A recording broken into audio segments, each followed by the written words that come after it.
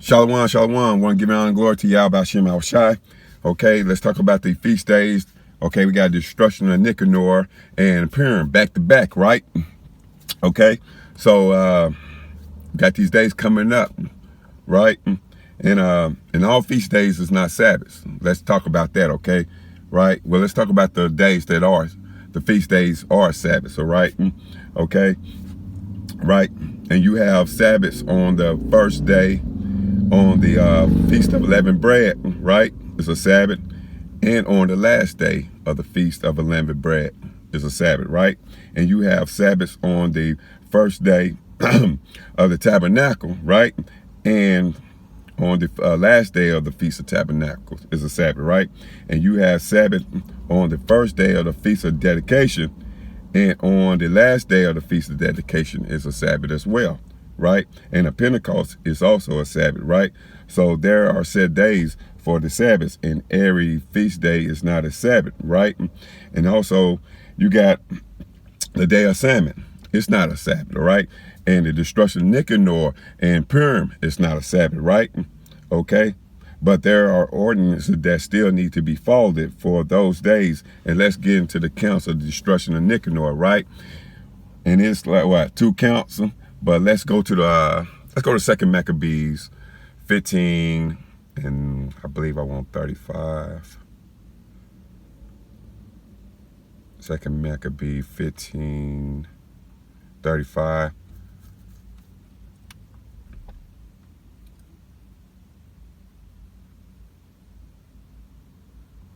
Let's start at 33. All right. That's Second Maccabee 15:33.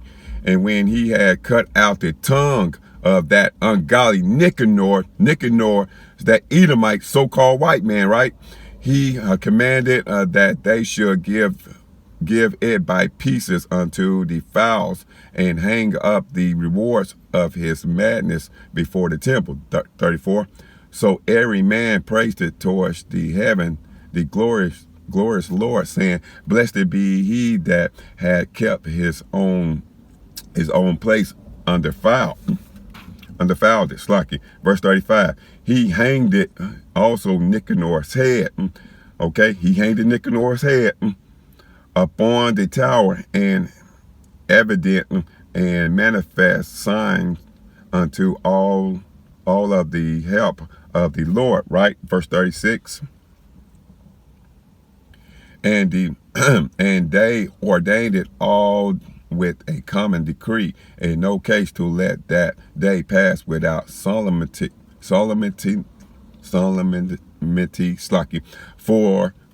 but to celebrate the 13th day of the 12th month, which in the Syrian tongue is called Adar, the day before Marduchuas, Slucky day, right? Meaning we are commanded to celebrate the 13th day of the 12th month, which is the Syrian tongue, right? Called Adar, the day before Marduchuas day, which is Mordecai day, right? Which is Purim, right? So we got to celebrate and turn up in righteousness, right? A day of joy, right? Okay? Let's get another precept. Let's go to Numbers 10 and 10, okay? Let's go Numbers 10 and 10.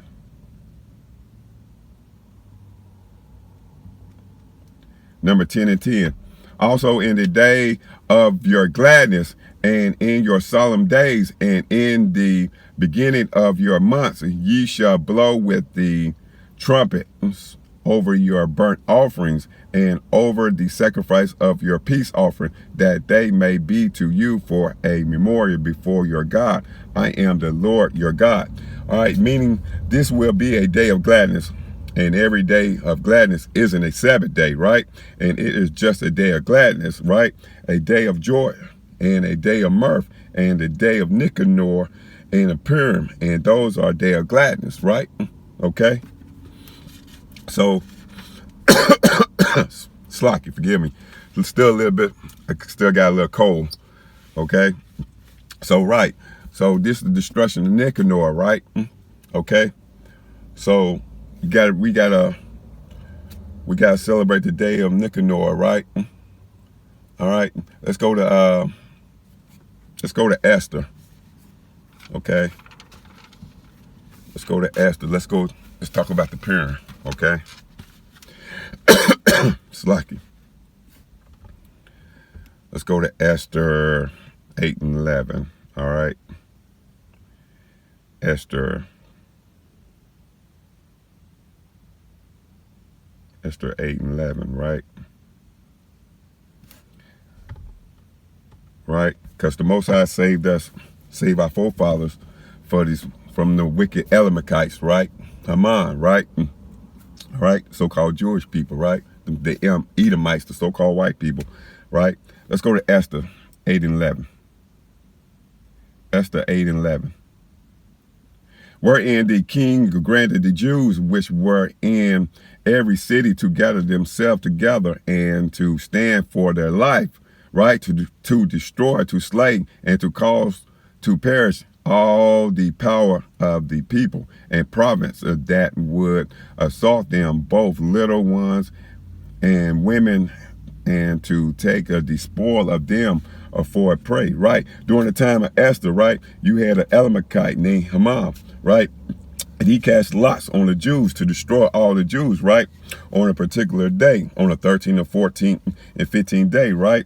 And they were going to destroy every Israelite that was in that man's empire from India to Ethiopia, right? And you had Israelites in these different continents, and they said, it is time to kill the Israelites, right? And you had a man called Mordecai wouldn't bow down to the Edomites, and you can read more about that in Esther, additional Esther, right? Right? Let's go to Esther, right? 9 and 2, right? Because instead of Israelites getting destroyed, we destroyed the Elamites, right? All through the Most High. Let's go to Esther 9 and verse 2. The Jews gathered themselves together in their cities throughout all the prominence of the king Ahasuerus, to lay hand on such as sought their hurt, and no man could withstand them, for the fear of them fell upon all the people, right? So instead of the Israelites getting destroyed, they destroyed Elamites that were coming to destroy them, right? And that was a decree that was given by the king, right? And said, I know I signed, and I said this could be done, but he reversed it, right? And now you can destroy these heathen. And when they destroyed the heathen, and they declared these days to be holy, the feast, the gladness, right? And the day of mirth, right? Let's drop down to verse 20. All right. This is verse 20. And Malachi wrote these things and sent letters unto all the Jews that were in all the prominence of the king Ahasuerus, both nigh and far, right? Verse 21, to establish this among them, that they should keep the 14th day of the month Adar, and the 15th day of the same yearly, Slack. Verse 22, as the days wherein the Jews rested from their enemies, and the month which was turned unto them from sorrow to joy, and from mourning into a day, into a good day, that they should make them days of feasting and joy, and of sending portion one to another, and gifts to the poor, right? So the Purim is the 14th and 15th day of the month of Adar, right? And that should be the last month of the year, right?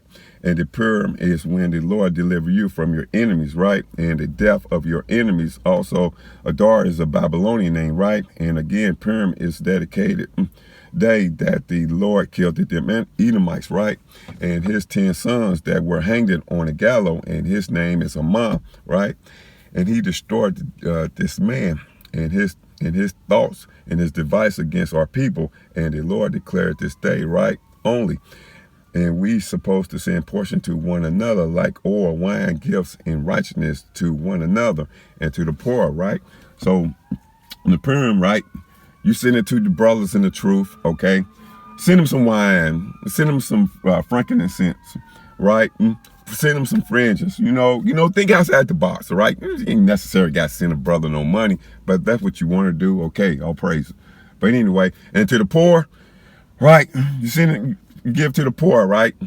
I mean, not like your wicked cousin, you know what I'm saying? Just out there just being a nigga, okay? Give it to the poor, somebody up on the bridge or somebody sleeping outside. Go buy him a pillow, go buy him a blanket. Go to the store, go grab like 24 cases of beans. You know what I'm saying? Go to the Dollar Tree, go spend $1 and get some spoons and forks. You know what I mean? Right, just think outside the box. Or, or go get a case of water, give to the poor. If you can afford a can of stew, you know what I'm saying, beef stew with the potatoes in it, or whatever, you can afford one water, all praise to the Most High, okay? Right, you give it to the poor. So I'm just saying, just giving you some options, think outside the box, okay? Right, so this is what we got to do, all right? So, like you say, the Most High is disappointed of the crafty Edomites, you know what I mean? Doing crafty things against his people, right? Let me get a precept. It's lucky. Let's go to, I want Job 5 and I believe it's verse 11 or 12. Job 5 and verse 12. Okay, verse 12. Job 5 and 12. He disappointed the devices of the crafty, so that their hands cannot perform their enterprise, right? The Lord is disappointed in the device of the crafty, right? And who is the crafty? Them Edomites, and his enterprise is to destroy the Jews, right? And that is what the Edomites was planning on doing, right? But the Lord disappointed any man devices that had against his people, right? If the Israelites repent and turn back to the Lord, right? Because Haman had plans to hang Mordecai, right? Let's go see what the Most High said. Because the Most High flipped that around, right? Let's go to Esther 7. And I want Esther 7 and verse 9. 7 verse 9. Okay. Let's start at verse 7. Let's just ask the 7:7. And the king arising from the banquet of wine, and his wrath went into the palace garden, and Haman stood up to make a request for his life to Esther the queen, for he saw that there was evil determined minded against him by the king. Verse 8. Then the king returned out of the palace garden into the place of the banquet of wine, and Haman was fallen upon the bed whereon Esther was. Then said the king, will he force the queen also before me in the house? As the word went out of the king's mouth, they covered it Haman's face. Verse 9. And Harbonah Slaki, one of the chamberlains, said before the king, behold, also the gallows of 50 cubits high, which Haman had made for Mordecai, who had spoken good for the king, standeth in the house of Haman. Then the king said, hang him thereon, right? So, Slaki. And Haman had a plan to hang Mordecai, right? The Lord said, no, we want to switch this thing up and hang you and your sons, right? And Esther trapped him up and got him in the bed, but it don't mention how he got in the bed, right? And how she was laying with him, right? And how it went down, but she kind of finessed Haman, right? And we don't know what really happened, right? So Esther and Mordecai, they were from the tribe of Benjamin, right? And they was mighty. They was mighty, right? Okay. So we gotta keep these feast days, right? Okay. So we gotta keep these feast days. The destruction of Nicanor, right? Okay. How the Most High saved our forefathers, right? From that wicked Edomite, okay? All right. Nicanor, right? So you gotta read, y'all gotta read these accounts, man. So the destruction of Nicanor, y'all should be reading, you know what I mean, first Maccabees and second Maccabees, right? Okay, right. So to see how the judgment, you know, see the judgment that the Most High put on our enemies, right? And how he deliver us, right? So read first Maccabees and second Maccabees, right? Okay. And the destruction of Nicanor is Tuesday night on the 11th at sundown until Wednesday night on the 12th at sundown. Then it's over with. So when Wednesday night on the 12th at sundown, that's the first day of Purim, okay? All right? Until Thursday night, the 13th at sundown, then that's the first day. Then Thursday night at sundown is the second day, all right?